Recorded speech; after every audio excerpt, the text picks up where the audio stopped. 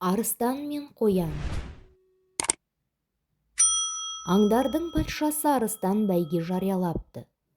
Бір қазан суды қайнаттырып қойып, осы суды кім ішіп қойса, көп сыйлық беремін, деген шарт қойыпты. Аңдар бірінен соң бірі келіп, қанша өжеттенсе де қайнап тұрған суды ішуге батылдары бармапты. Ең соңында қоян келіп, қып-қызыл шоқта тұрған қазанды көтеріп алады да, ыстықта ішуді өте жақсы көремін, деп жан-жағына қарайды. Ендеше ше ғой, дейді аңдар аңтарылып. Қоян ұзынан ұзақ қас-қатар тізіліп тұрған аңдарды жағалай жүріп, мінеки достарым, мынау ыстық су, көздеріңмен көріңдер, деп бас-басына көрсетіп шығады.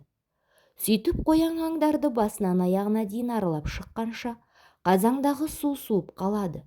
Сол кезде қоян суды басына бірақ көтеріп сіміріп салады.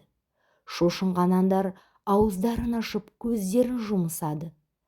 Ал алданған арыстан патша қоянға көп-көп сыйлықтар бергізіп, «Міне нағыз ер» деп мақтап